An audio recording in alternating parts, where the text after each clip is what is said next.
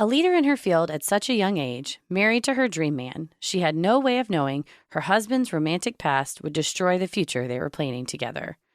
After she was brutally murdered at home, the delay of justice was lengthy, but her family never gave up hope.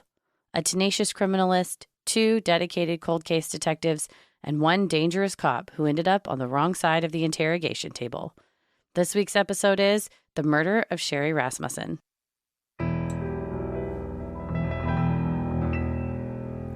A bump in the night, your heart fills with dread. Probably a murderer who wants you dead. It could be a ghost, a demon, or worse. Perhaps you're the victim of a witch's curse. It's hopeless, you're doomed. You'd call a priest if you could. You'd rather just listen to who? Sinisterhood.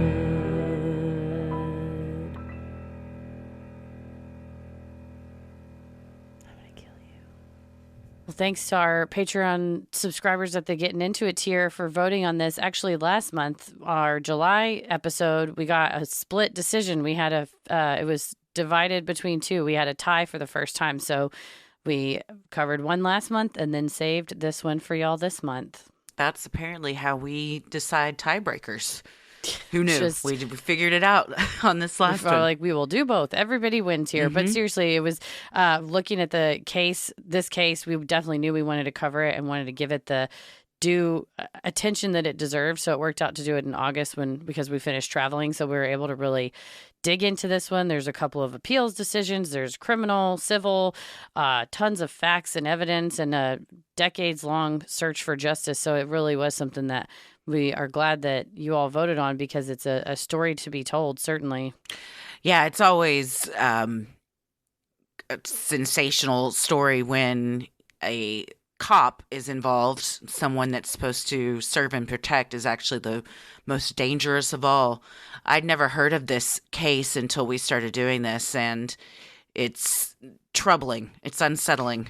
Yeah, definitely, to see how the system works and in many cases doesn't work. So, yeah, like all the cases we cover, you start to get an affinity for the players in the case, and the Rasmussens, Nels and Loretta. You just feel for them. Her sister Teresa, you feel for her. Definitely Sherri they have, home videos. Of course, this was back in the 80s, so not a ton of video, but what you do have, you get very, I at least personally get very endeared to the family and get very endeared to people, and watching them go through what they went through. It's incensing. It's very frustrating. Mm-hmm. And hearing that what they were told in the investigation and things is, you will go on an emotional journey with us today. All that to say, it gets you happy, eventually happy, sad, irritated, shocked, not so shocked whenever you see how the system goes sometimes. So thank you to our patrons, all that to say, for voting on this topic.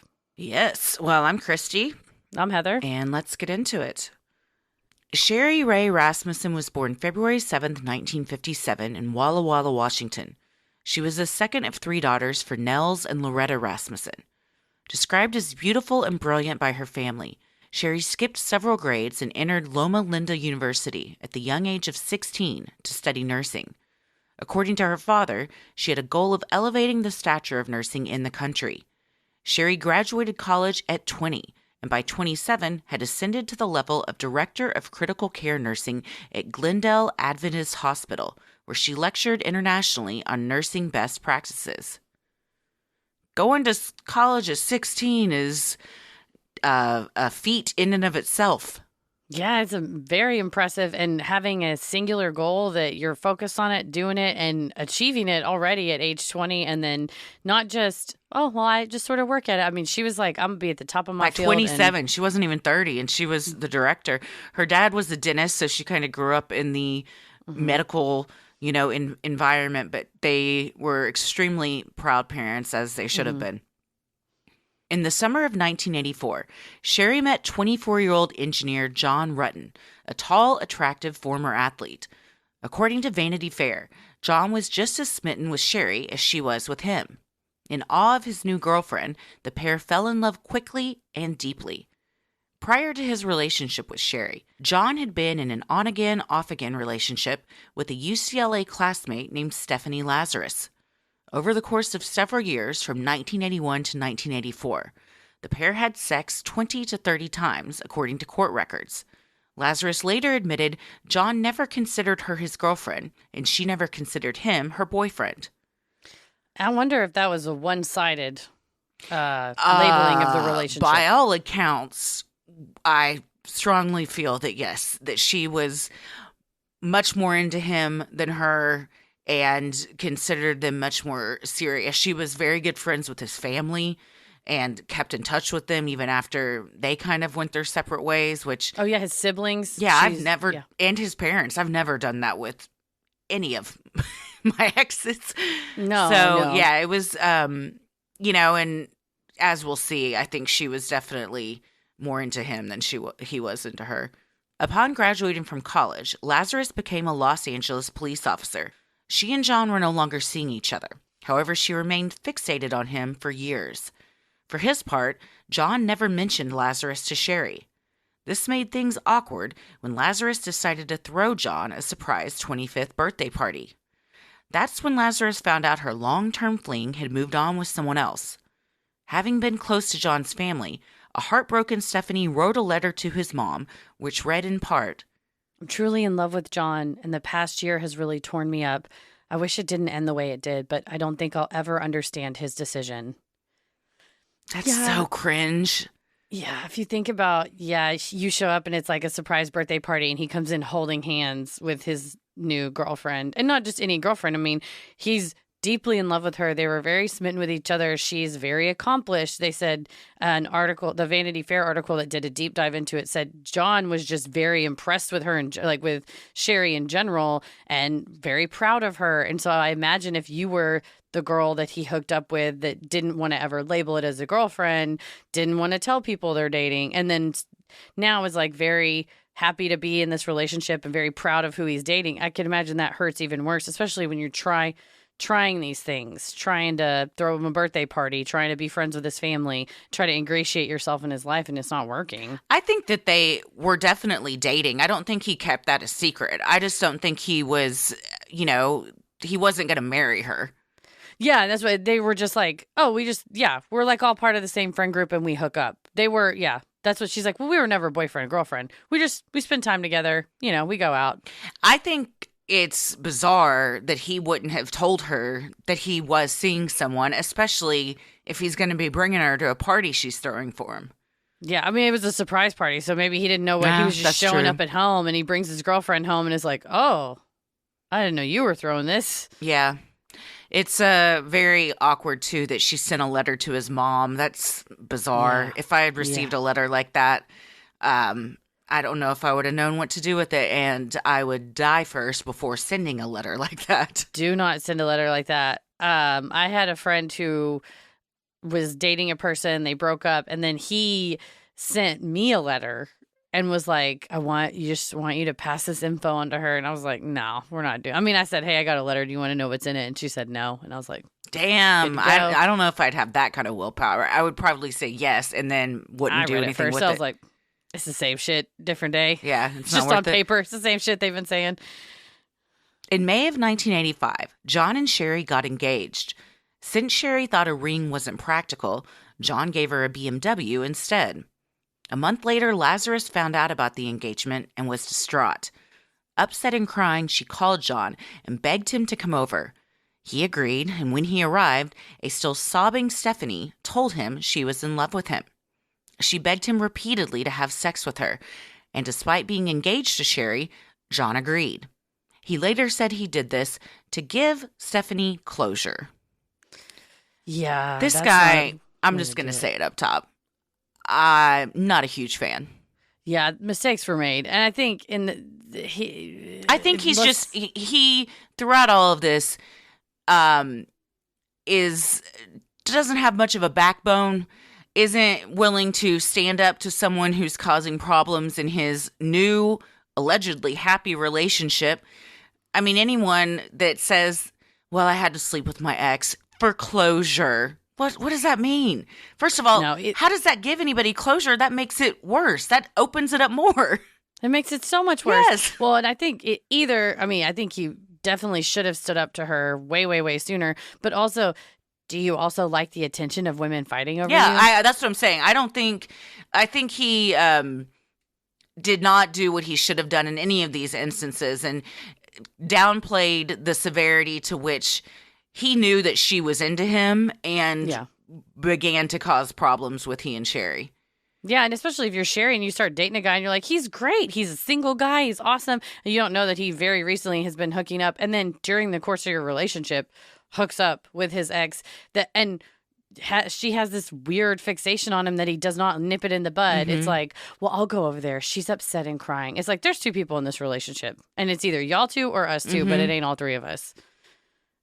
After the engagement, Sherri noticed someone following her. She told her father it was a woman in disguise. Dressed like a boy. According to 48 Hours. Sherri said that the person had eyes that could penetrate you and would make you think that they could see right through you. There was one person she knew with eyes like that, Stephanie Lazarus. Sherri's friend and coworker, Peggy Crabtree, told 48 Hours. John's ex-girlfriend kept appearing in places that Sherri would go. She couldn't go out to the store or the gym without having this woman show up.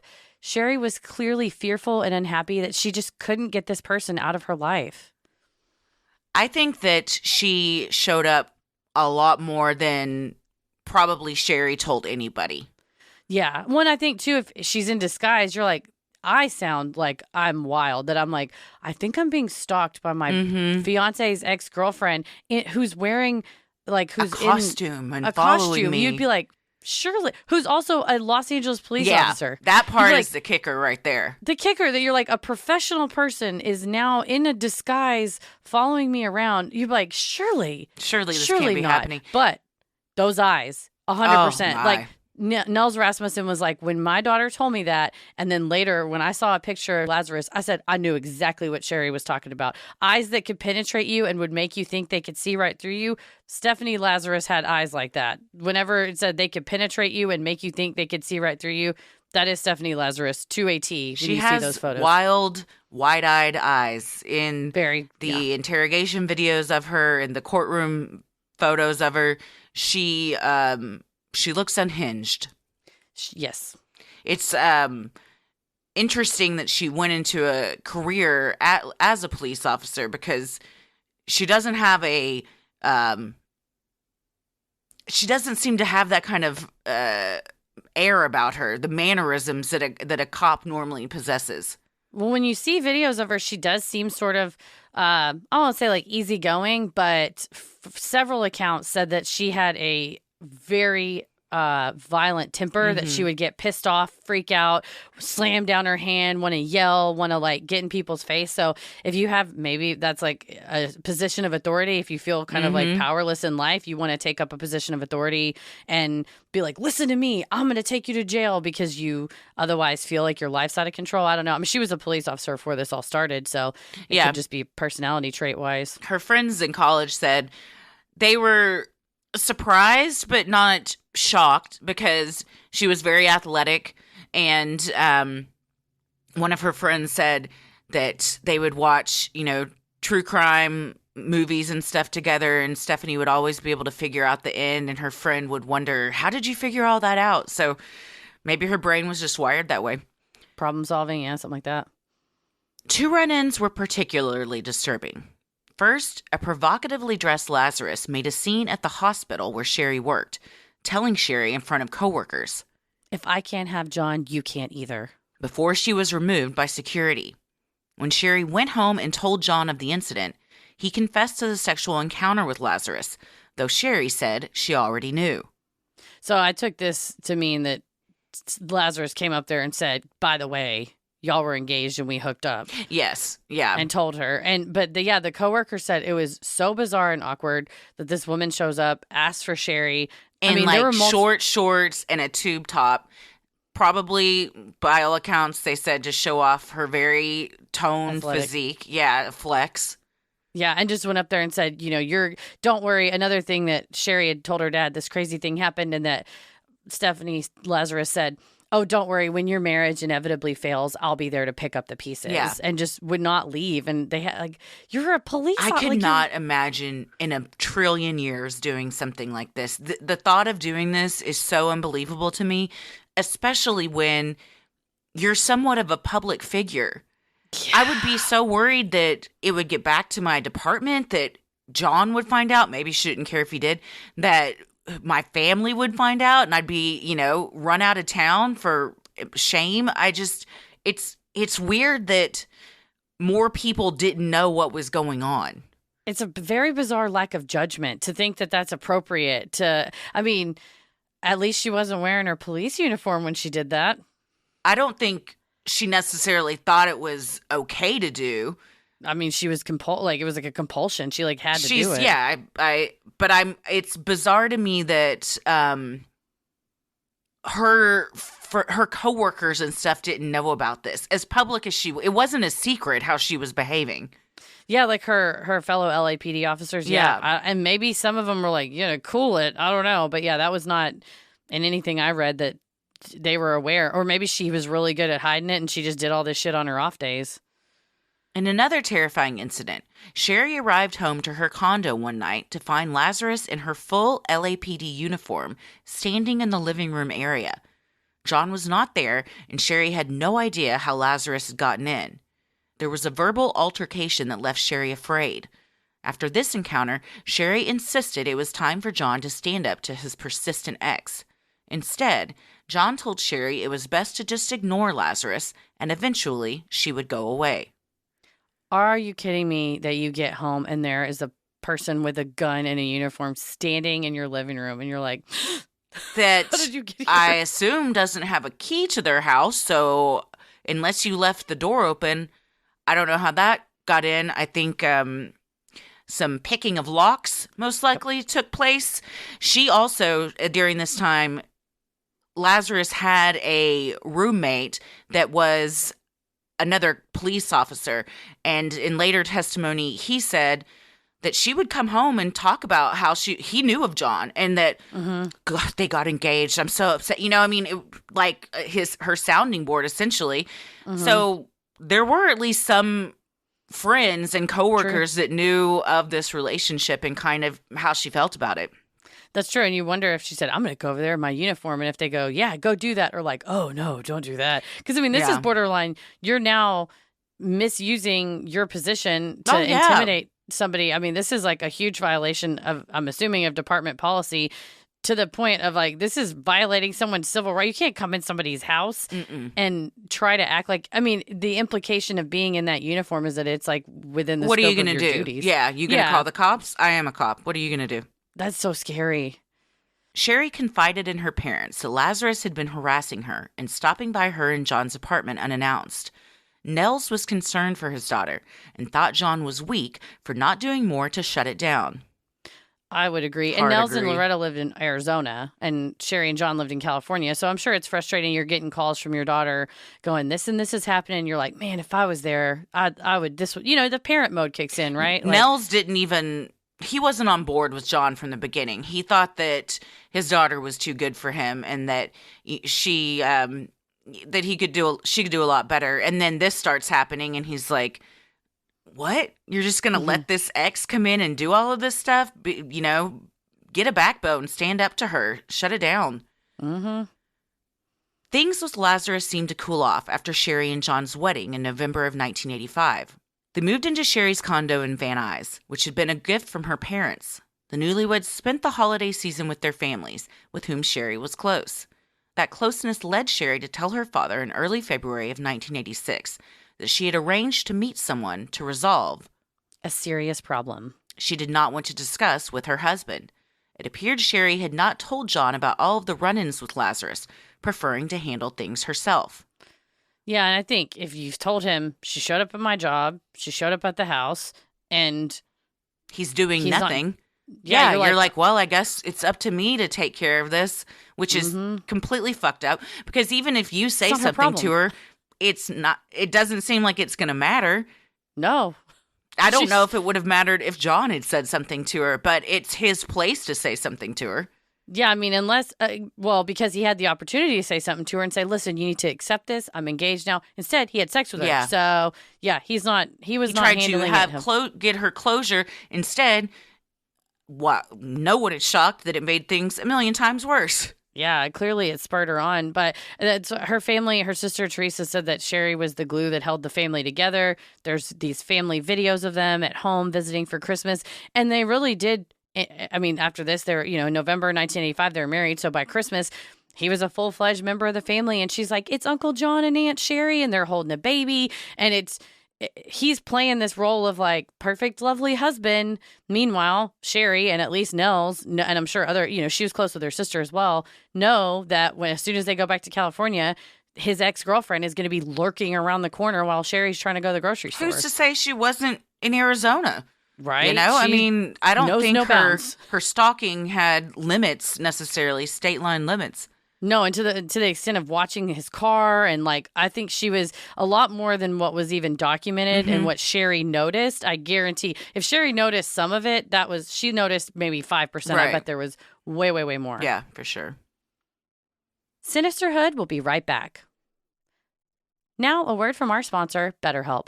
Well, we're recording this here on this lovely Tuesday morning, and I just finished yet another wonderful session with my BetterHelp therapist. I take care of my mind by not only talking with her and making notes of our session, but then also implementing them in my everyday life. Perfect. How well would you take care of your car if you had to keep the same one your entire life? That's how our brains work. So why don't we treat them that way? How we care for our minds affects how we experience life, so it's important to invest time and care into keeping them healthy. There are plenty of ways to support a healthy brain, like learning a new language or taking power naps. There's also BetterHelp online therapy. And I love talking to my therapist because she not only gives me good tips for life, but then she checks in on me throughout the week and sends me lovely little positive messages. So it's wonderful. BetterHelp is online therapy that offers video, phone, and even live chat-only therapy sessions. So you don't have to see anyone on camera if you don't want to. It's much more affordable than in-person therapy, and you can be matched with a therapist in under 48 hours. Our listeners get 10% off their first month at betterhelp.com/sinister. That's betterhelp.com/sinister. On Monday, February 24th, 1986, Sherri and John woke up early to start their work week. Sherri normally left for work before John. That day, she was dreading putting on an HR presentation at work. She contemplated calling in sick to avoid the obligation and was still in bed trying to decide what to do when John left for work before her at 7:20 a.m. John arrived at work around 8 a.m. Court records would later state that at 9:45, a neighbor noticed that the garage to Sherri and John's condo was open. Both cars were missing, and broken glass was on the driveway from the shattered patio door above. Around 10 a.m., John attempted to call Sherri at home. She didn't answer, neither did their machine, though he reasoned she may not have turned it on when she left. He called her office, but her secretary said she wasn't there. As she was due for a presentation, he wasn't concerned by this either. Yeah, they had their standard was whoever's the last one out the door to turn on the machine, but he said routinely Sherri would forget. So it's one of those situations where that's a bad sign because she should have turned it on, but you just kind of go, oh, you just chalk it up. Like, oh, she just probably forgot. Oh, she's not in her office. Oh, she's probably at the meeting still. That you just go, it's just a normal day. You would never expect. Let me ask you this.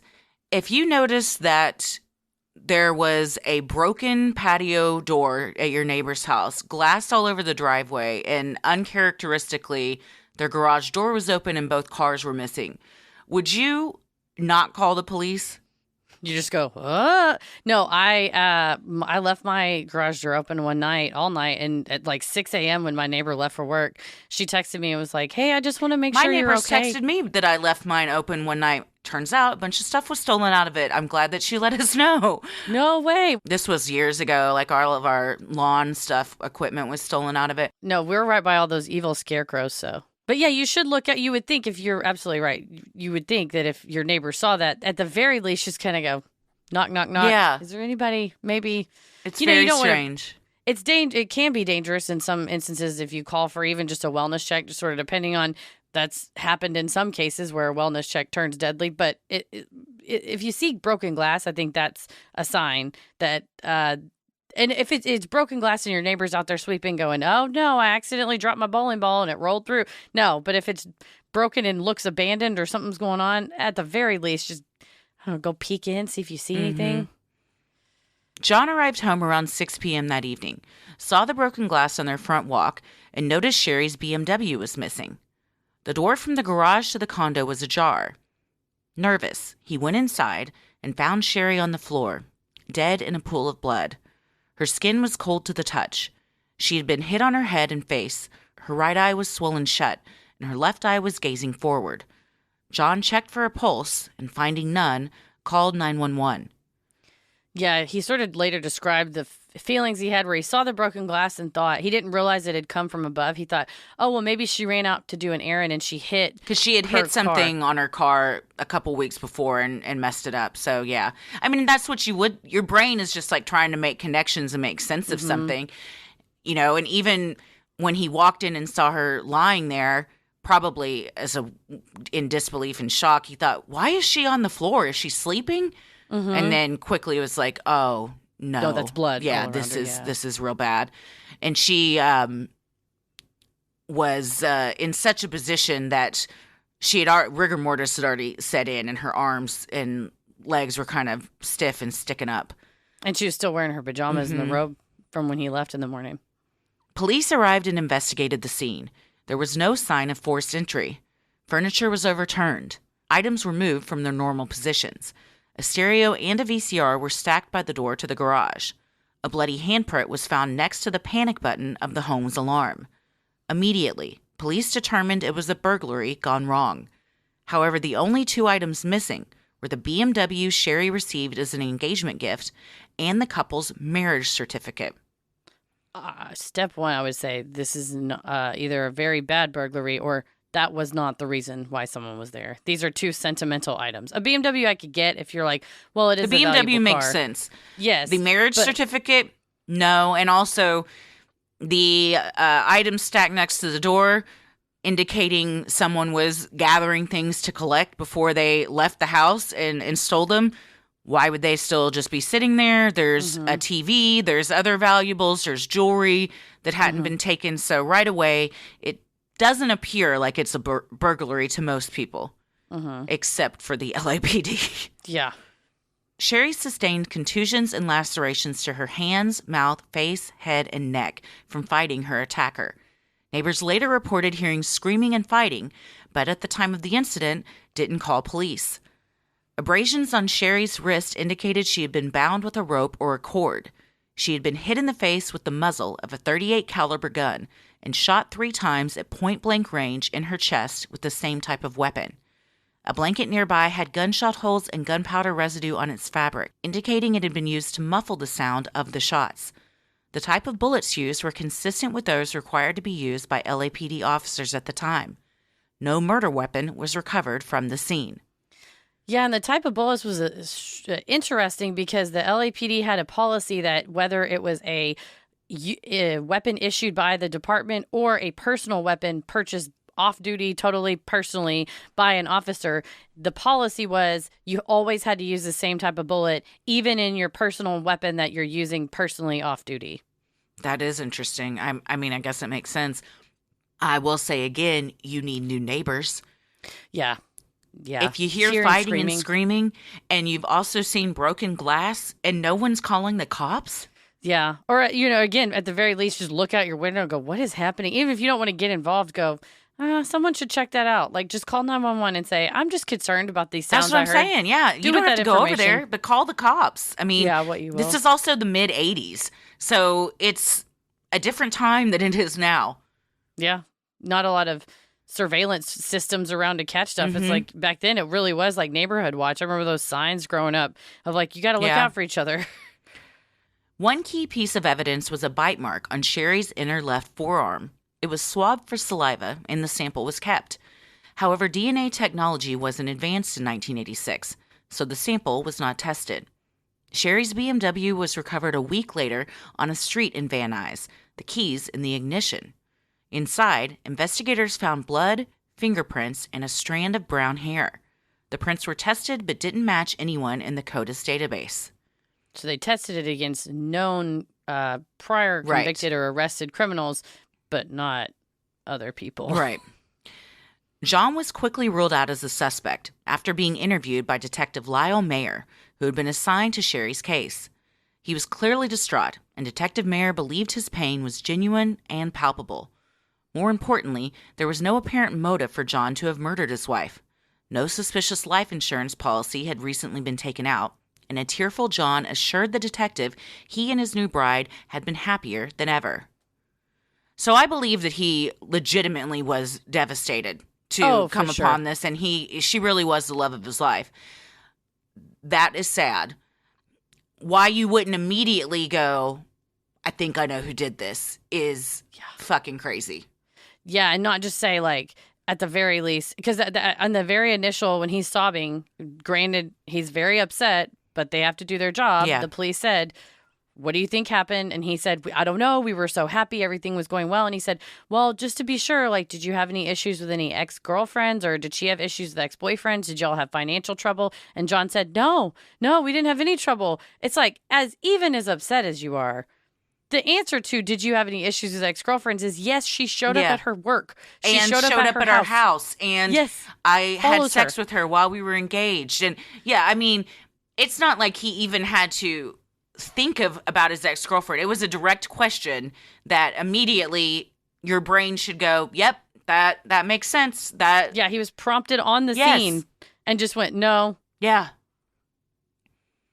The day after the murder, Sherri's father, Nels, asked Detective Mayer, have you checked out John's ex-girlfriend, the lady cop?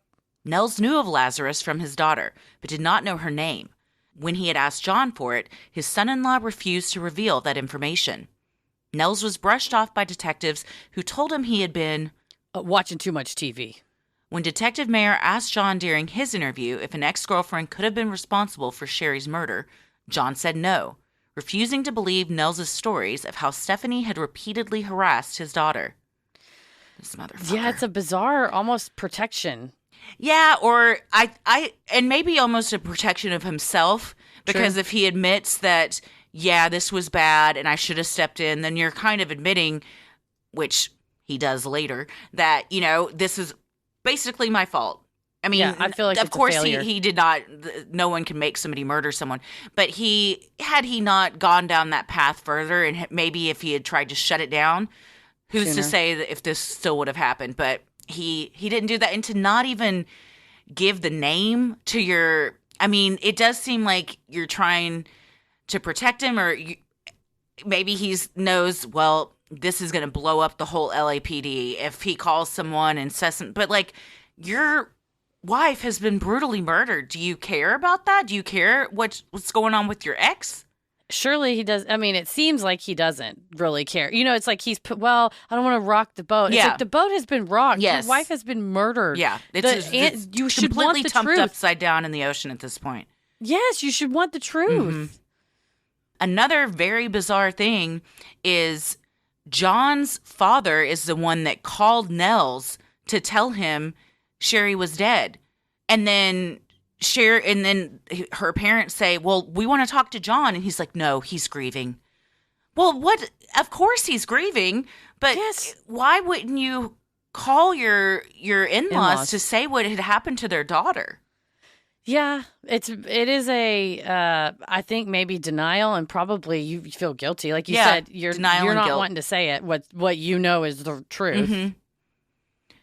2 days after the murder, John told investigators that they should check out Lazarus, apparently having a change of heart from just days prior. The police told John there was no way she was involved, so John dropped it. This didn't sit well with Sherri's family or friends. Sherri's friend Jane Goldberg told 48 Hours.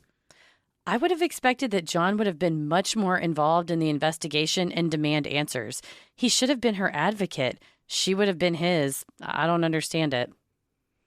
Pushing the burglary narrative, Detective Mayer claimed in a TV interview at the time that 2 illegal aliens were responsible for Sherri's murder and circulated sketches of 2 Hispanic males. While interviewing neighbors, investigators had learned that 2 Hispanic men had been breaking into homes in the area. According to Vanity Fair, during one of the burglaries, a woman had been assaulted. This cemented the LAPD's theory that Sherri's murder was the result of an armed burglary. Yeah, this TV interview is gross. He's just pushing this racist narrative of, you know what I mean? Instead of saying, well, let's really look at the suspects and figure out if any of this matches them, even if you can't necessarily test the DNA at the time, fingerprints in the car, fingerprints around the house. But, you know, it's to just easily go, oh, well, it's just probably the same thing instead of really looking for the truth. And Detective Mayer was from the book, The Lazarus File. Writer for the Atlantic wrote an entire book about it, but talked about his career, and he was a very senior detective and had worked a lot of cases before, which makes my stomach drop. Because if in this, you see, this is like a microcosm of lack of investigation. He also protecting your own. Maybe protecting your own, but definitely choosing like the least resistance, the path of least resistance. Yeah. None of this added up for Nels or the rest of Sherri's loved ones. Why would armed robbers have killed Sherri but not have taken valuable items from the house? Additionally, according to Rasmussen's attorney, Detective Mayer never interviewed Sherri's coworkers, friends, or her sister, who had seen and spoken with her the day before the murder. And that's what Detective Mayer said. Yeah, I did. And the Rasmussen's attorney said, okay, well, we have the file, and you interviewed like 3 people. And he's like, well, I talked to a lot of people. I canvassed hundreds of people. And he was like, well, there's no note of it, so how are we supposed to know this? Yeah. Well, no. I mean, well, maybe. It was probably somewhere. I don't know. And it's like, okay, at the very least, that's very shoddy record keeping for an unsolved murder. But because you talk to her best friend, her sister, and say, did the detective talk to you? And they go, no. It's, it's either everybody related to her that witnessed the incident at the hospital, or, were her sister that saw her brother-in-law came over too.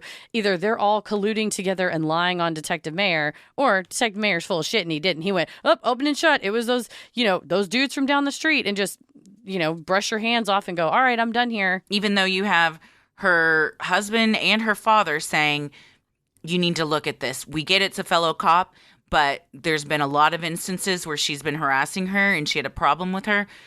They found a bite mark, which is usually more associated with female attackers. The hair in the car was long and brown.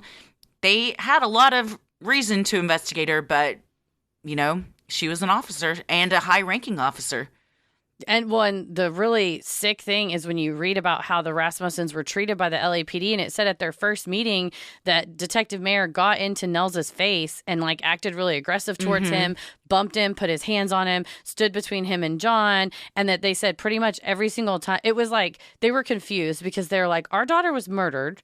You're supposed to be helping solve her murder. Why are you treating us like we're enemies? It was very combative. It was very adversarial. They said at every meeting that the detectives were irritated with them. They actually impatient. They were sarcastic, critical, openly hostile. It reminds me of Ellen Greenberg. Yes, that they're like, y'all, these parents just don't want to accept the truth. And it's like, or they are grieving, but their way to process their grief is to dig into the facts and circumstances. Advocate and for their daughter. Yes, get justice. Logically. As any parent would. Yeah, for sure. They literally told Nels Rasmussen, they pushed papers off the desk and said, well, if you think you're so good, why don't you just take over the investigation? Okay, give me a badge. Give me a gun. I'm done and done. Which way to Lazarus's office? Yes. And I mean, to their credit, they didn't just give up. It irritated, pissed them off. But also they said they were so disheartened because they lived in Arizona. You're far away and you're like, we were supposed to help us. Why are you treating us like we're such a pain in your ass? It would be 3 more years before Stephanie Lazarus saw John again. In 1989, the two met up on a scuba trip in Hawaii. Before the trip, John called Detective Mayer and confirmed he had ruled Lazarus out as a suspect, despite his earlier statements that there was no way she had been involved in his wife's death. Mayer assured John he had nothing to worry about. So, you are have enough self-awareness to go, maybe I need to clear this before I go because I know I'm gonna sleep with her. So maybe I should make sure she didn't kill my wife. So that's all still going on in your head. If you go to the lengths to call them to be like, she's not the one that did this, right? That is disgusting. 3 years later, you're clear because there's clearly at least some doubt in your mind. Oh yeah. And then you haven't done anything to push it to say really. By them saying no, all that is someone giving him permission to go sleep with her, essentially. Yes. I mean, it's like when you're like, looking for any friend to just give you permission to do something because you want to do it. And, you have every intention of doing it, but you just want to be like, well, at least I can say I cover my bases and I can feel better about myself in this decision. But he knew what he was going on that trip to do. Absolutely. Otherwise, why would you make that phone call? And I think because later, or Detective Mayer said, well, nobody mentioned Stephanie Lazarus to me until months later, despite Nels and John, having mentioned it. But of course, like months later, you kind of go, oh, well, if she really was a viable suspect, we probably would have heard about it. We're not going to, they just ignored it. Mm-hmm. And then he calls to get the permission. That to me just shows his mindset at the time. And it's disgusting that his mindset was not, why am I not still fighting to have her murder solved? It is, well, can I just absolve myself that it wasn't my fault and then I can go to Hawaii and hook up? Mm-hmm. Mm-hmm. During the trip, John and Stephanie had sex, as well as a few more times once they were back in California. They eventually went their separate ways, according to Vanity Fair, with John remarrying someone else and Lazarus marrying a fellow LAPD detective. Lazarus rose in the ranks to detective and begun working on the elite art theft unit within the squad. Yeah, I think this was kind of like a last hurrah, I guess, for him. But I think we'll see there's digital evidence that shows she kept thinking about him throughout the years. It's bizarre to me, and, there's not a ton of information of what went on between them during this time.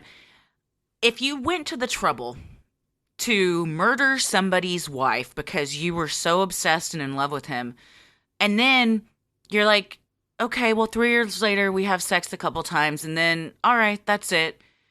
What was, you know what I mean? Yeah, no, you're right. It's a very senseless murder, but especially then her behavior in the aftermath of it. She didn't, according to some testimony, she didn't contact John in the days or months after the murder. Could they be lying? Possibly, sure. But from all available information, that immediately after the murder, they didn't talk to each other. That would have been a big red flag for me as John, seeing as how this woman was all up in my ass the whole time I was married. And then all of a sudden, my wife's dead. It's all over the news. And I don't get a condolence call. She says that she, called his family and stuff to say, to give her condolences and everything. But it's, you wonder, was it because she was felt very guilty? Was it, she couldn't get over what she had done? Was she just trying to bide her time so it didn't look suspicious? I would assume it would be the third, that you know what you did and inserting yourself would not look good. It's hard for me to believe, even though they swore under oath, or John swore under oath, it's hard for me to believe that they did not talk whatsoever until 3 years later. Yeah. With as fixated as she was. Yeah, I don't really buy that either. Especially if the first time in 3 years that you see each other is in Hawaii. That you just happen to be on a scuba trip, you happen to be with friends at the same time. Really? You just so happened because you called. You knew she was going to be there. I mean, I think they knew they were both going to be there. Perhaps they were going there with other friends. But yeah, it's I agree. I don't really buy it either. But you're right. It is totally senseless that if her grand scheme was to get rid of Sherri so she and John could be together, then it's even more just depressing and gut-wrenching that you took a life and not even for the ends that which you did it with, right? Like if you did it for the end of this is we're going to be together, and that's not even what happened. It's that much more heart-wrenching.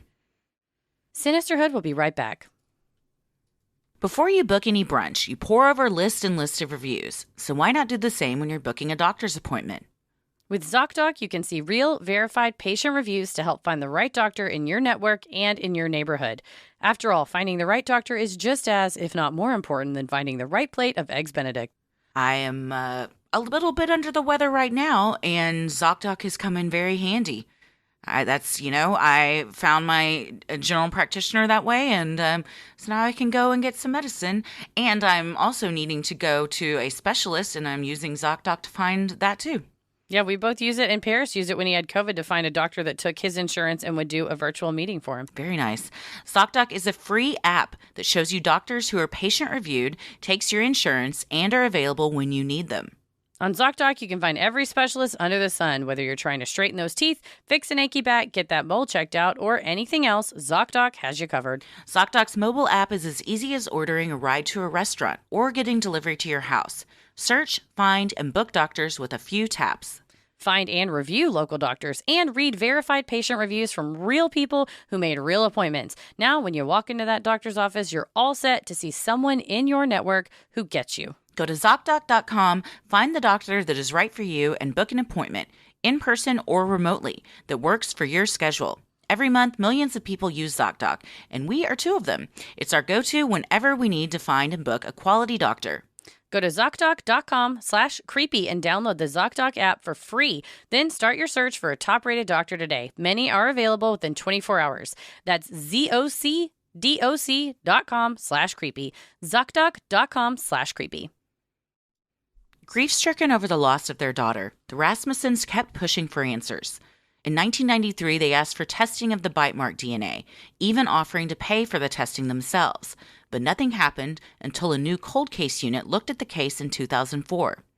According to Vanity Fair, criminalist Jennifer Francis was confused when there was reference to a bite mark swab in the crime report, but no mention of the swab on the evidence log. The case file appeared to be missing evidence, including every shred of DNA, notes from interviews implicating Lazarus, and the hair from the car. Many of the pieces had been signed out of the file in 1993 by an LAPD detective. The same year, the Rasmussens had called police asking for a DNA test. And when later that detective was questioned, why'd you send all this out? He said, I didn't sign that out. I mean, it becomes just a he said, she said, they said situation. And red tape. When one of those camps is the LAPD, you're kind of up against a wall.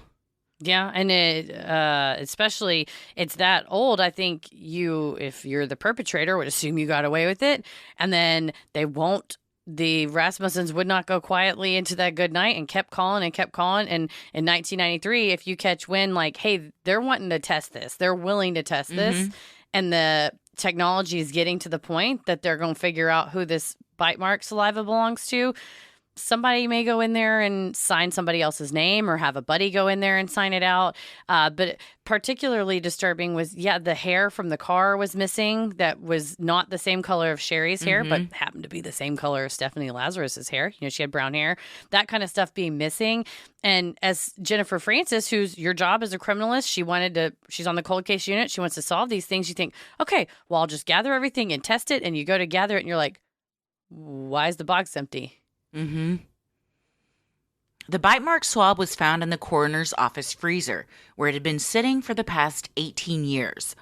After it was tested, the results revealed the saliva belonged to a woman. Still, Sherri's case stalled for another 4 long years. In 2009, cold case detectives Gregory Starnes and Dan Jaramillo re-examined Sherri's case again. This time, they made a list of 5 possible female suspects. They ruled them out one by one until they were left with Lazarus. And that's what Jennifer Francis said. She went to the coroner's freezer and they found this. They dug through the freezer. They dug through it. It was in an envelope, and it was kind of sticking out the side of the envelope. The envelope had been damaged, but the test tube had not. But because it was so old that the case number had rubbed off the test tube, but it still said Rasmussen on it. And she said it was just total fate, coincidence, whatever, that whoever went in and swiped all the previous evidence to, presumably destroy it. It's missing. The one key piece that was going to unlock the whole thing just happened to get left behind. It's pretty alarming that for 18 years, a piece of evidence can sit in a LAPD coroner's freezer and never be touched. No one ever says, what's that envelope sitting in there?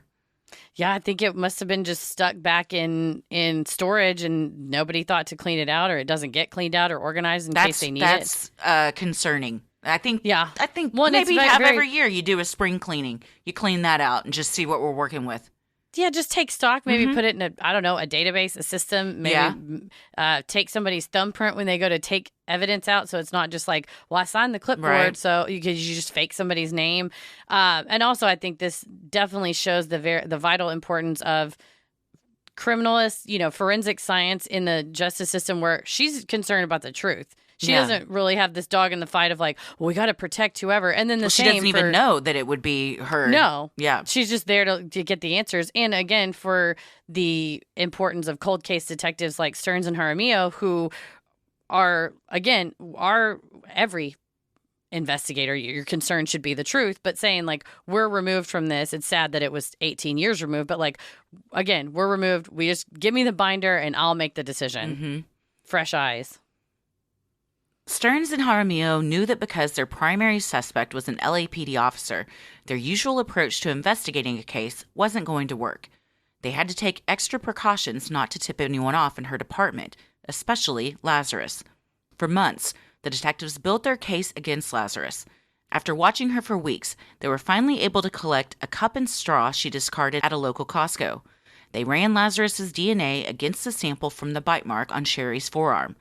The results showed a 1 in 405 quadrillion match.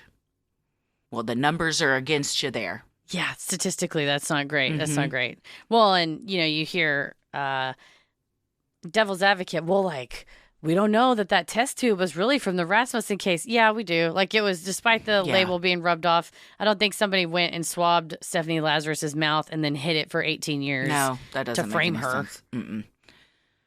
Based on the evidence, cold case detectives determined that Sherri had been surprised by Lazarus in the upstairs bedroom. Because the front door to the condo was unlocked and the alarm was not set, Lazarus was able to enter the home undetected. In the bedroom, Lazarus fired 2 shots at Sherri that missed, instead shattering the glass door to the balcony. Fleeing, Sherri ran downstairs where she tried to press the panic button on the house alarm, but Lazarus attacked her before she could reach the panel. Sherri fought hard for her life, at one point managing to wrestle the gun away from Lazarus and put her in a chokehold. To break free, Lazarus bit Sherri's forearm, before hitting her over the head with a nearby vase. While Sherri was dazed from the blow, Lazarus shot her in the chest. She then grabbed a blanket to muffle 2 more shots she fired into Sherri's chest. The internal damage of the initial shot would have caused Sherri to bleed out within minutes. It's just so eerie to think of Stephanie Lazarus lying in wait. Yeah, and that's what I was thinking. She was obviously watching the house to know John had left and Sherri had stayed behind. She knew their schedules. She knew when she would have gone, so, and who knows how many mornings she had watched, and Sherri left before John, and she wasn't able to do that. And she was off, I believe, she was off that day from work. Stephanie was off that day from work, and also the 2 previous days, and untold number of days before, before that, and the months leading up to that. Like, how many times had she watched and been like, will today be the day that I'm going to do this? Yeah. On June 5th, 2009, Stearns and Jaramillo lured Lazarus to a secure interrogation room in an LAPD administration building. It was an area that required officers to turn over their weapons, so the detectives knew they could talk with her safely. Stephanie had been brought to the interrogation room under the guise that the detectives needed her help interviewing a suspect in a recent art theft case. When she was led into the room, there was no suspect waiting for her. Instead, she was told to sit where the person being interrogated normally did. The detectives told her they were working a cold case, and her name had come up in the notes. In the taped interview footage, Lazarus appears at first to be confused. When Jaramillo asks her if she knows John Rutten, Lazarus was visibly put off, but remained composed. She told the detectives that they met in the UCLA dorms and dated for a bit. Suspicious, Stephanie asked the detectives, what's this all about? Jaramillo said, well, it's relating to his wife. Feigning confusion, Lazarus replied, okay.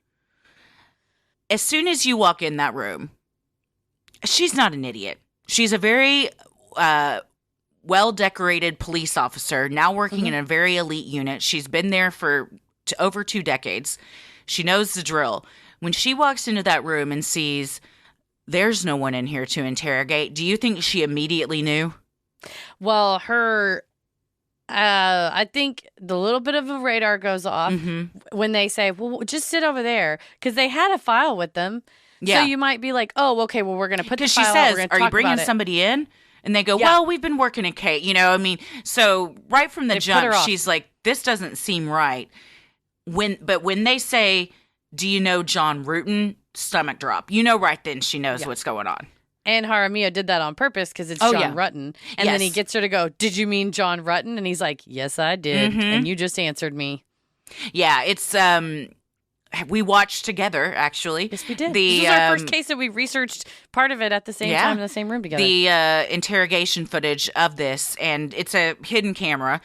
Looks like one of their, I guess phones wouldn't have had them back then, but it's some kind of hidden camera that's like kind of at a desk angle. Yeah, it seems like he had it in something. Yeah. Like maybe, I don't know if it was in like a box or a briefcase or a bag or something, because it's a little bit obscured slightly for the first few seconds, but then she sits back and you can see her whole face. Yeah, and she is on edge from the second she sits down. She's very tense. It's very she's erratic. Very jittery. She's nervous. She's in the program that we watched had behavioral analysts and psychologists, analyzing kind of the words she said, her facial expressions, her body language and everything. And it's fascinating to see how someone behaves when they're lying. And then versus, because there are a few times during the course of the interrogation where she does genuinely try and think of something or is honest with something. And you can tell, I mean, even though it might be subtle, how her demeanor and her speech changes, her body language, the facial expression she makes, all of that changes. And those are things that most people can't control. Yeah. And she's feigning these answers like, "Oh, I don't know, maybe." But when they ask her something that, then you see her go, "Oh, yeah, it was this date." Like how she really thinks of something is, her acting is terrible of how she thinks she should act if she was thinking of something, which you kept saying while we were watching. You kept going, "She's a professional detective." Yeah, I was. She's terrible. I was surprised at how poorly she did, given the fact that she does what she does for a living. For that long, for as long as she did. It's not a rookie cop that has never investigated. She's an elite unit that is high stakes, high profile cases that she has to interrogate people, and to watch her just absolutely melt in a puddle and crumble. It's she just unravels. It's bizarre. It's in the Vanity Fair article, they make a lot of good points of, because they, she was not arrested at this point, so she could have got up and left, but she doesn't. And the Vanity Fair article speculates, how would that have looked had she, if she had asked for a lawyer right away, even though she's a cop, she should know, I need a lawyer. And eventually she does ask about that. But right away, she just starts answering them. But if she hadn't, that would have looked very suspicious. And then that brings up another line of questioning. Like, why don't you want to talk about this? Why don't you want to answer us? I would say she should have shut the fuck up and asked for a lawyer. For sure. Because she is a detective. When a detective says to you, "You're free to go anytime," what they are doing is on the record establishing it's a non-custodial interrogation. Because if it's custodial and you're not allowed to leave, they have to Mirandize you and they have to give you all your rights. So repeatedly, he's like, "You can go anytime. Don't worry, you can leave anytime." Her radar, I think she was too much in like self-preservation mode. She was in fight or flight mode for sure. As a professional, her radar should have gone up and been like, "He has just established this is a non-custodial interrogation. I need to shut the hell up and get an attorney." I think, and if they wanted to later go like, "Oh, really? You're getting a lawyer?" I'd be like, "Yeah, I don't know what the fuck y'all are up to, but I'm getting a lawyer. Bye." That's absolutely what she should have done. We all know I should get a lawyer. And anybody in this situation should get a lawyer. She's like, "I'm a cop. We trick people." That's like literally interrogations are tricking people to get them to spill on themselves. Like, lady, shut the hell up. I think she thought she was too smart for them. Like, I've gotten away for this long. Yeah, I think that. I think also she was so caught off guard that she really just was frantic and not thinking clearly. And I think it's a true testament to the good detective work of Stearns and Jaramillo that they were able to get all of this information out of her. And because they were very polite. They, were like acting like they're on her side for most of it and everything, which is, they're all tactics, they want her to stay there as long as possible. And so by doing that, she did at times let her guard down. At times she even, they would kind of go back to the buddy cops that we are, she would kind of give a nod and a wink like, y'all are going to tell me what this is about, right? So she thought they were still kind of on her side for a lot of it.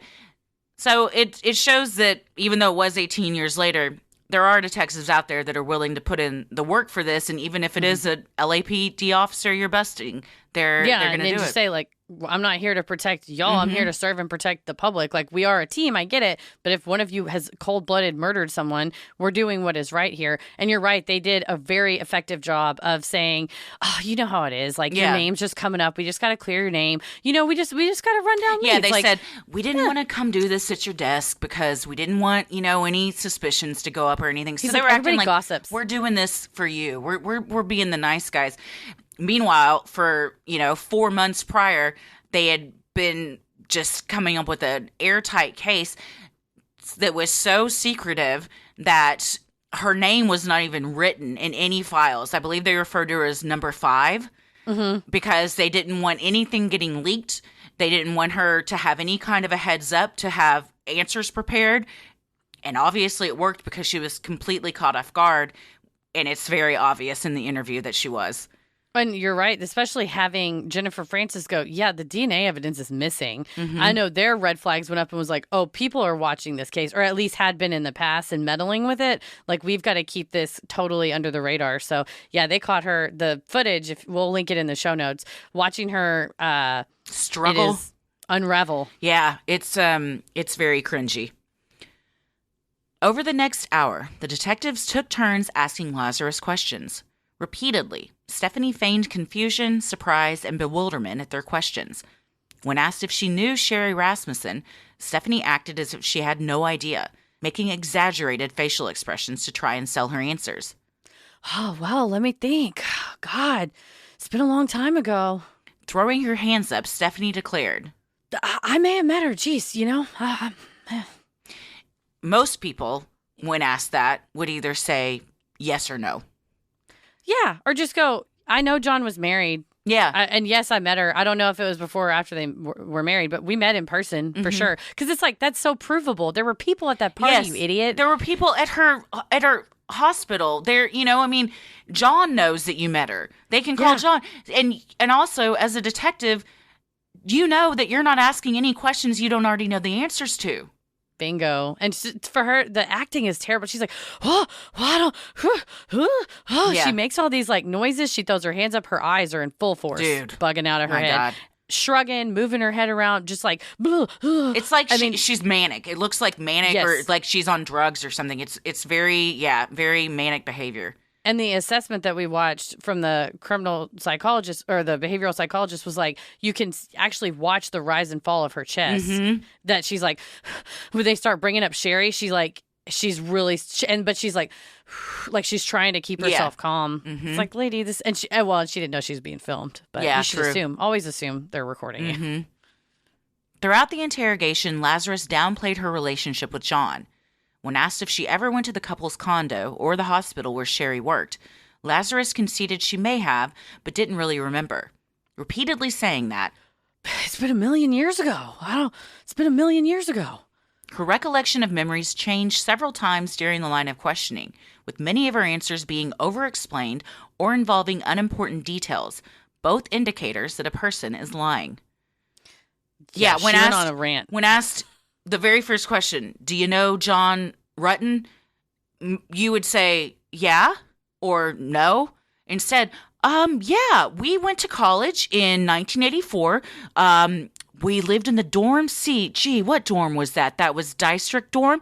Yeah, we lived there. It's just like immediate diarrhea of the mouth. Yeah, she's like, oh, I know his brother. His brother played basketball at Northridge, and I went to Northridge, or no, whatever, and she's going, and then they ask her something else, and she's like, well, I take a lot of pictures, and I scanned all my pictures recently. It was like 10,000 pictures that I scanned, and it's just like, stuff that doesn't matter. It's just, she's in complete, like, fight mode.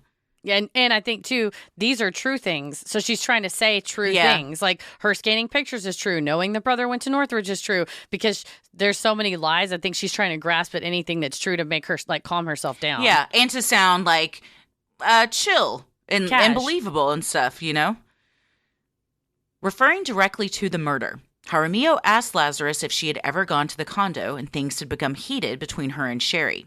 Lazarus replied, That just doesn't sound familiar, It's not sounding familiar, not at all. Politely applying a bit more pressure, Detective Starnes asked Lazarus if she had ever fought with Sherri. Lazarus answered, "No, I don't think so." One of the last things Lazarus said before leaving the interrogation room was, "We had a fight, so I went and killed her?" Come on. Though detectives told her she was free to leave, Lazarus was immediately arrested once she got on the other side of the interrogation room. After the cuffs were put on her and she was Mirandized, the officers asked if she wanted to talk to them. She said, "No," laughed, and said, This is crazy. I'm like in shock. I'm totally in shock." I believe that. Yeah, and I think the question mark on the end of "we had a fight, so I went and killed her" was not a question mark. I think that was her way of saying it without saying it. Of like, come on. Like, it's in disbelief, but I think she was, like, she couldn't help herself. Like, she was admitting it. But yeah, they say, "Yeah, if you want to go, you can go." And you watch like, doot, doot, doot, doot, takes a few steps, door shuts, comes back in. "Okay, well, you understand you have the right to remain silent, right?" And it was like, girl, that was not. I mean, she probably knew what was going to happen. Well, what can you do? Stay in that room all day? I mean, you got to leave at some point. You're like, "What, are you going to arrest me or what?" And and then, once she's Mirandized, the demeanor is still, it's like shocking to me that she did not just shut up. Yeah. Just shut up. She couldn't help herself. Like, this is, I think she didn't know about the DNA because the footage I saw of the interrogation, they did not mention that to her. The day of her arrest, John called Sherri's parents and apologized. Sherri's mother told 48 Hours. "He called and told me he was sorry that because of him, Sherri lost her life, and I didn't really care to talk to him." I don't blame her. You couldn't call to tell me she was dead, but now we find out what we all knew this whole time, that this woman was responsible, and you knew from the beginning that she was a problem. Yes. And again, that guilt, that decades-long guilt now that you did not do all you could do on the front end to stop her. And then after the murder, he did not do all he could do. Like her friend Jane Goldberg said, never once acted as her advocate. Not to mention, several years before this, he had slept with her multiple times. Yeah. In the in-between period, yeah. On December 18th, 2009, Stephanie Lazarus was indicted on charges of first-degree murder. Lazarus tried to get the charges against her dismissed, arguing that she was prejudiced by the negligence of the LAPD, waiting so long to investigate her. The court was not convinced, and her trial began in early 2012. Yeah, you can't use that corruption as a protection of yourself. I imagine she's going to do whatever she can to get out of this, as are her attorneys. The prosecution had much more evidence than the bite mark to place Lazarus at the scene of the crime. On February 29, 1984, Lazarus had purchased a Smith & Wesson .38 caliber gun, the same gun used in the murder. Conveniently, she had reported it stolen to the LAPD 13 days after using it to kill Sherri. Jurors heard testimony about Lazarus's visit to the hospital to harass Sherri. A fellow police officer testified that Lazarus had showed her lock-picking tools and bragged that she had learned how to use them. Despite her attempts to downplay her relationship with John, the jury also heard how Lazarus repeatedly wrote about her fixation with him in her journals, lamenting one day she didn't feel like working, too stressed out about John. She made no journal entry describing her gun supposedly being stolen. Yeah, she wrote about him repeatedly in her diary, wrote about how she stalked his car, wrote a note for him on the car, sat and watched. Why? Waiting for him to come. Do you know how many times we have found the journals of a murderer and they document it all? Why are you writing all this shit down? Yeah, I wonder if she didn't know at the time she was going to do it. I mean, but the disturbing thing was like months leading up to the murder. She was very fixated on them, very fixated on their relationship. For years even, she had been. Oh, yeah, and just try to downplay it, of course, later of like, oh, well, we just casually dated. It was like, no, you're obsessed to the point of bothering his parents, watching his car. And again, she wrote about the one time she stalked his car out. There's untold times that she probably stalked them. After deliberating for 3 days, on March 8, 2012, a jury of 4 men and 8 women found Lazarus guilty of first-degree murder with use of a handgun. The court imposed a sentence of 25 years to life for the murder, plus 2 years for the weapons enhancement. Lazarus attempted to appeal, arguing again that the time between the crime and her being charged had prejudiced her. She also argued that the search warrants for evidence in her home were overly broad. On July 13th, 2015, the appellate court unanimously upheld her conviction. And then the California Supreme Court refused to hear that appeal, which essentially means it's final. So, yeah, I mean, you throw everything you can at the appeal to try to get off, but I think they were particularly weak arguments. And also, even if you did argue that you don't want to dig into, well, why did they take so long to investigate you? Is it because your buddies were in there? I wondered if the more she pressed it, the more you're going to start implicating fellow officers that may have helped, or that she had, even if nobody helped her cover it up, that if she had used their names and committed crimes in furtherance of trying to cover, whenever the evidence got signed out in 1993 by, Detective Smith, if it wasn't really him, that she went in and signed somebody else's name, like eventually they let it go. So what does that mean? Like, what does that mean that how did the time, it being so long, how would that prejudice her? That her appellate attorney argued that if she had been accused at the time, she would have been able to remember where she was that day and time, provide receipts for where she was, be able to interview witnesses. His argument was, I don't know what I was doing on February 28th, 1986. How is she supposed to know, aside from, the diaries or whatever? And she had no diary entries those days. So she, at the very least, didn't, write her own confession in there. And also just saying, like, all the pertinent witnesses, the evidence could have been tested, the fingerprints could have been tested, things like that.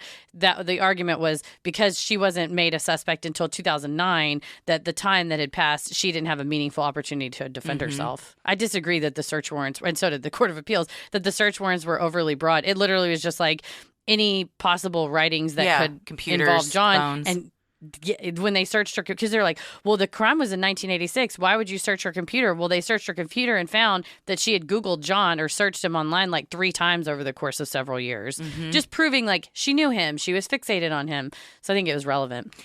During this time, too, I mean, she had obviously gotten married to another officer, but they also adopted a daughter. And she was with her daughter at that Costco and they were having a snack when she threw out that cup. So it's, for several reasons, that's upsetting that a convicted murderer could have gotten away for so long and adopted a child. But also that kid's lost their mom now. Yeah. And again, just because this was not properly investigated at the time, it was just brushed off and the Rasmussens were told they were crazy. The Rasmussens sued the LAPD and 100 John Doe officers, who they alleged had orchestrated a cover-up. The court determined the Rasmussens had waited too late to file their lawsuit, and that the deal they had previously made to drop their federal civil rights claim barred their further pursuit of the matter. Their suit against Stephanie Lazarus for wrongful death proceeded, with the trial court judge ordering Lazarus to pay them $10 million. The judgment was affirmed on appeal. This is really sad. So the Rasmussens tried to sue the city of Los Angeles, of which the LAPD is a part, and they initially claimed 3 things. They claimed a state law civil rights claim that because there was a cover-up by the LAPD, they were denied their civil right of being able to meaningfully pursue their daughter's killer in civil court. They filed the same lawsuit. It was a federal civil rights claim, which is called a 1983 action. It's a federal statute under which you sue governmental agencies that violate your civil rights under the color of law, like as part of their official job. And then because, again, it violated their civil rights by not being able to pursue their daughter's killer, and they were suing Stephanie Lazarus for wrongful death. So initially, the city of Los Angeles said, well, cause of action number 2 is actually federal, so we think we should remove this to federal court. So it got removed to federal court, and I believe that the statutes of limitations, some of the procedural things weren't as friendly in federal court. So the Rasmussens didn't want to be in federal court. So as part of an agreement with the city of Los Angeles, they said, okay, well, we agree to we're going to dismiss with prejudice our federal civil rights claim. So that means with prejudice, we can never bring it again in order to get this back in state court. So they made this deal. Well, then they get in state court. It goes up through at state court. Then the city of Los Angeles, they amend their complaint and they say, okay, well, now we want to still claim number 1, that this under state law, they violated our civil rights. But we also want to claim under state law, intentional infliction of emotional distress, like by covering this up, you have purposefully harmed us, like emotionally, and fraudulent concealment by hiding the evidence, destroying it, whatever, the DNA, the hair from the car and things like that. Well, so then the city of Los Angeles says, okay, well, those are all state law claims. The civil rights claim, intentional infliction, and fraudulent concealment, those are all state law claims. And all of those have a 2-year statute of limitations. So your whole entire case is time barred. Sorry, bye. And the court said, yeah, we agree. We hate it. It's super sad to us that there's a 2-year statute on these things. But these instances that you're alleging, and the last run-in that they had physically with the LAPD, where, again, they were told they were a pain in the ass and annoying and please go away, was like 1998 or 1996, something like that, late 90s. And so the court said, even if we take everything in your complaint to be true, the last time the LAPD was shitty to you was in like the late 90s. So 2 years after that's your statute. You should have filed it by then. I strongly and said, your case is dismissed. You're donezo. You can't sue the city of Los Angeles. That I disagree. And you see this issue with civil litigation claims in the criminal justice system when there is some type of corruption, cover up, wrongful conviction, or in this case, no conviction at all for 20 years, that I think, and policy wise, I think we should have a statute of limitations that starts running the date of discovery. Because I think, to me, it's unfair to tell the Rasmussens, well, you should have known that this corruption was happening and you should have sued in the 90s when you didn't even know that you had an inkling that it was Stephanie Lazarus, but you didn't have a conviction that it was Stephanie Lazarus, or even just an arrest that it was Stephanie Lazarus. And you could then prove fraudulent concealment, intentional infliction, and civil rights violation. Instead, the law is very draconian and is like, nope, it's from the date of the action, and that's all we care about. And you see that in Texas. There's been instances where detectives hid, it was on the Innocence Files, it was a case where the detectives have hidden a key piece of evidence. It comes out later, a good cop goes, hey man, this is not right. This shouldn't be hidden. They bring it to the attention of the usually exoneration attorneys, and the exoneration attorneys want to try and sue civilly on their client's behalf. Or even say, we want to prosecute that detective for hiding this evidence. And the statute of limitation on the criminal action for hiding evidence is 2 years. And it's like, well, you should have known that he hid the evidence for 20 years ago. And you're like, well, I couldn't have known that until I... do I have a crystal ball? How would I have known that? So it's super sad to watch. I think that the Rasmussens have an absolutely viable claim. They were dismissed. What I think is shitty about it is they were dismissed before they even got to go to trial. Like, they couldn't even do discovery. They couldn't even figure out who that detective was that signed out the evidence, who destroyed the hair sample, any of that stuff that you're just not even let into you're let into the court, but you're not even allowed that access to try to see it. It just fails on them and says, well, procedurally, sorry, it was 2 years. We don't like it, but that's the Court of Appeal said it happens this way sometimes. Like, this is the law. We have to apply it. We hate the result. Sorry. And so, in my opinion, I think we should have laws that say the statute of limitations, whenever there's an underlying, the case is the whole creation of the case is because somebody hid something, that then the statute starts on the date of discovery. No, I think that makes sense. LAPD criminalist Jennifer Francis, who had discovered the lost swab, also tried suing the department. She alleged corruption regarding this case, as well as the Hillside Strangler and the Grim Sleeper cases. In a 2019 trial, a jury found that Francis had suffered no harm and found in favor of the police department. In 2022, an appeals court upheld the jury's decision. Well, how shocking. Yeah. I mean, I can't say I'm surprised by any of this. They're all going up against the LAPD. Yeah, in the city of Los Angeles. And they're all in bed together. Yeah, they got good attorneys. I think the argument was, well, she is suing because of this corruption, but she's still, and she said, I would bring up these facts from these cases, and I was told, don't look at that, don't worry about that, hide that, don't look into that. And she was saying that because of that, she felt like her career suffered. Well, the argument was that she was still promoted, she was still doing well, but that doesn't mean that there was no corruption. I think she was just a real good criminalist and was just doing very well at her job and was getting promoted, but then also was pointing out this corruption. And so again, it's like this tricky technicality of the law that, like, she couldn't show that she was harmed by bringing up this corruption. So therefore she lost in court. But I don't think that's not the same thing as saying there was no corruption, there was no issue. There was no harm. Cases. The people that are being harmed aren't the ones that are in court. Yeah, and she, as the criminalist, she was the kind of the whistleblower, right? Like bringing it up. But yeah, the finding from the jury was like, do you think Jennifer Francis was harmed by this, bringing up this corruption? And they said, well, no, she was promoted and whatever. And it may be that there's some sort of stigma that you're the one that's willing to, advocate on behalf of the truth, regardless of who it implicates.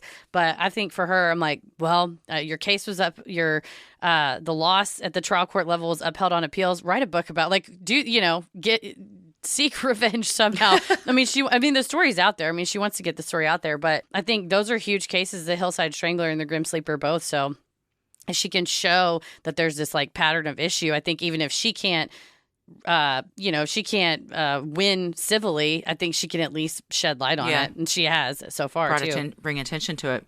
Mm-hmm. Stephanie Lazarus is currently incarcerated at the California Institute for Women. There is a tentative date for a parole suitability hearing scheduled for October 2023. So what do we think? Man. She's obviously a monster. And she was a monster that was allowed to walk free for decades because of her position of power. And it's, great that she got convicted, great that she's in jail now. I think justice delayed, though, still is that she got to hook up with John in Hawaii. She got to adopt a daughter. She gets to go shopping at Costco with her daughter. She got to live her life. Sherri's was cut way short, yeah. Yes. Meanwhile, the Rasmussens are gutted, absolutely devastated at the loss of their daughter. And to know Nels, day one, he said, talk to that lady cop, and to get brushed off. Like I said, the complaint in the civil case of how poorly the Rasmussens were treated is incensing. I mean, it just makes you so angry. And again, I think that's the value of having a second set of eyes, a cold case unit, accountability, and because obviously we need detectives to solve murders. We want that, but we want detectives that are willing to be empathetic and listen to a family, follow the evidence, and not biased, not trying to protect someone in their own department. Yeah, and say like my ultimate person that I'm protecting, or the person for whom I'm working, is the victim here. And you see with Stearns and Jaramillo and Jennifer Francis, they did that. When you get a crew like that says we're here for the truth. And I can't remember if it was Stearns or Jaramillo, but he's like, I got this binder, and it's just like they gave me 50 binders, and I had to work my way one by one by one, and to sit there, with a fine-tooth comb, go through it and say, hey, partner, this is implicating a police officer. And it's like, all right, well, they did the right thing. Like you said, they didn't shy away from it, yeah. No, they didn't shy away, but they used code words. They didn't mention it out loud. They kept it locked in their office, to really try to preserve their investigation. I think that's so important that we have that. But Stephanie Lazarus, I hate her. I mean, she's not a likable person. That's for sure. The smugness, I hate the behavior on the front end. Of course, John's not completely with clean hands, like we said. He should have shut it down, nipped it in the bud. But it's just heart-wrenching to watch this family. It made me think in some ways of like the Kristen Smart case, where for so long you have the cops going, oh, y'all are crazy. What are you talking about? Paul who? What do you mean? Whatever. And it finally took the new sheriff like 20 however many years later to go, no, I'm going to look into every single possible outcome and see. And then it's like the family was like, well, we knew from day one, and we've been telling you. And it's like it takes someone far enough removed that they're not going to personally be affected or ruffle feathers because they didn't know the person to come in and clean up shop. And it should never be like that. You shouldn't have to wait decades to get justice when the evidence from the beginning was showing you pretty clear cut what was going on here. And even if they couldn't test the bite mark for DNA back then, I think there was other sufficient evidence, finding her weapon, looking at the hair inside of the car, testing the fingerprints in the car and things like that, that I think could have, even though the DNA was a slam dunk. Well, here's the question, though. If they had taken it to trial back then, with DNA testing not being a thing, do you think she would have been convicted? I wonder if that's why whoever went in and wiped that file out, because she might have been. I don't think she would have had this gone to trial at the time of the murder. I don't think she would have been convicted, and then she would never have been in jail. If that was her hair, I think she might have been. Based on her pattern of behavior and how she was acting, and the journals existed at the time. If her hair was in there And if she had some physical, like, because Sherri fought, yeah, they didn't ever look at her to know if she had any bruises or anything. Could you have taken her tooth impression? Yeah, I think with dental impressions, you could have matched that up for sure. Things like that, yeah. There's maybe, but you're right. It would not have been the slam dunk that it is now. Mm-hmm. And I don't know what the development of DNA testing was in the late 1980s. If you could at least, or if it would have degraded the sample so badly, to just say like, oh, it was like type A blood or whatever, something. Mm-hmm. I don't know. Or at least know it was a female. Yeah. Yeah. I mean, they knew not early on, but fairly quickly that it was a female, and still push that narrative that it was two Hispanic men, which is very, who was it that the mom that said she Sherri went missing? Papini. Yeah. Yeah, it made me think of that as well. Yeah. I'm just trying to scapegoat. Yeah. And it's sad that of all, with these cases, we're like, oh yeah, this reminds us of this case. Oh, they blamed Hispanic people just like this other case. It happens so much that we cover these cases and you see these commonalities through all of it, and you're like, what? It's very disheartening and can be overwhelming to be like, well, how does anything get solved? How is justice ever served? Because this seems to be much more common than it should be. Well, and I think that's a really good point, is that when you do see these commonalities and we do feel disheartened about something, then I think taking from the commonalities, okay, then what policy initiatives are we concerned about that could fix that? And like you said, it shouldn't take somebody, a cold case detective, 25 years removed from the case, but maybe if you say, okay, well, we have a policy, this is a new detective, their only job is if anything isn't solved within a year, she is the fresh set of eyes, they're the fresh set of eyes that's going to look at this, and just say, that way it's not 25 years removed. It's long enough that you've had time to investigate, but clearly if you're not making any rounds, you're overwhelmed. There's new crimes coming in every day. This is like a relief pitcher that's just going to come in and take a look. I think there's probably some ownership and some emotional part of like, what's my case? I don't want anybody else to look at my case, but you have to get your ego the fuck out of there, because it's not about you. It's about solving it, keeping people safe, and giving justice to these families. So when you see that commonality of like, oh, it's similar to Kristen Smart, or it's similar to Sherri Papini, where you need that third party set of eyes to go like, oh, I don't think it's those, just because two Hispanic men did, rob a house up the street, let's not pin this murder on them and then let a murderer walk free for 30 years. Yeah. Yep. I agree with everything. Well, thank you to our Patreon subscribers at the Getting Into It tier for choosing this case. It was definitely had a lot of elements in it that make for a fascinating case, and also just a case study in what's going wrong and what we can do to fix it. We love providing Sinisterhood to you at no cost, so if you like what you hear, consider supporting the show by donating to our Patreon. We're a small operation, creating the show for you by researching, writing, recording, and producing it ourselves. Any amount is sincerely appreciated and helps offset the cost of making and hosting the show. As a thank you, you'll also get some sweet perks like ad-free episodes, a Sinisterhood sticker, membership to our exclusive Patreon Facebook group for those in the Ruling the Airwaves and Getting Into It tier, a special shout-out on the show, a monthly bonus minisode. The August minisode is the TikTok conspiracy of Bebop and BB, and patron-exclusive video and audio content, including Am I the Asshole?, relationship advice, Judge Christie, Dear Sinister, true crime headlines, and so much more. And patrons in the Getting Into It tier are also able to vote on a bonus content segment each month that they would like to see us live stream. You are listening to this on Wednesday, August 31st. Our next live stream is tonight at 8 p.m. Central. We're doing a Just Know MIL, which is mother-in-law. So it's horror stories about people's interactions with their mother-in-laws at 8 p.m. Central, August 31st. From Reddit. Yes. Which always has the best stories. You also have the fun perk of access to our Discord server, where you can connect with other fans in real time and discuss the latest in true crime, share personal ghost stories, or just post adorable pictures of your pets. We hop on occasionally, and we host monthly Q&As on Crowdcast, where you can ask us all your burning questions. For patrons not in the U.S., you have the option to pay in pounds or euros, saving you the cost of the conversion fee. Annual memberships for all tiers are also now available. Those that select this option will be rewarded with a free month of membership. For more details on all of this and specific member tiers, visit Sinisterhood.com and click Patreon on the top banner.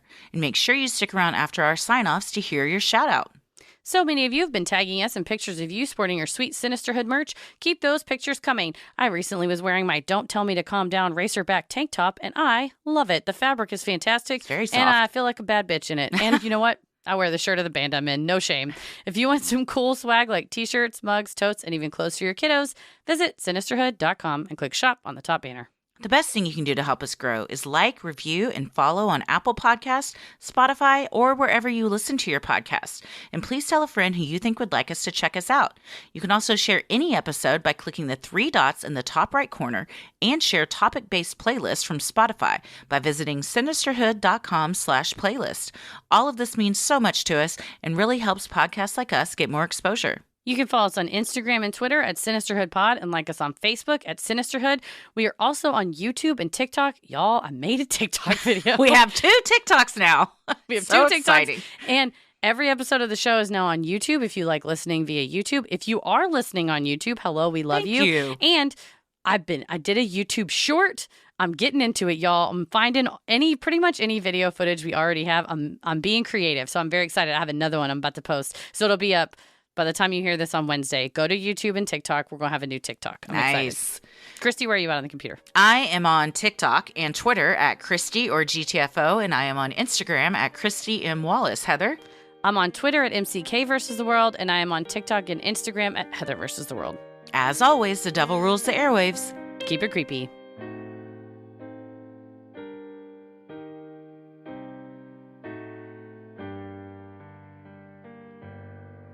Hey, everybody. Thank you so much for supporting the show on Patreon. Here are your special Patreon shout-outs. Katie. Cynthia Hayes. Heather T. Janelle Amonette. Kara Sims. Aaron Roberts. Debbie Sampson. Brittany Sexton. Nicole Smith. Ashley Walker. Haley Heil. Marie L. Selena. Deanna. Melissa Rennert. Christina Imbergia. Dak Crack. Misha Cullum. Stephanie Christensen. Sarah Nowak. Lauren Birch. Thank you all so much for supporting the show. We hope we pronounced your names correctly. We sincerely appreciate all the love and support. Stay safe, stay healthy, and keep it creepy. Wahahaha. Sinister.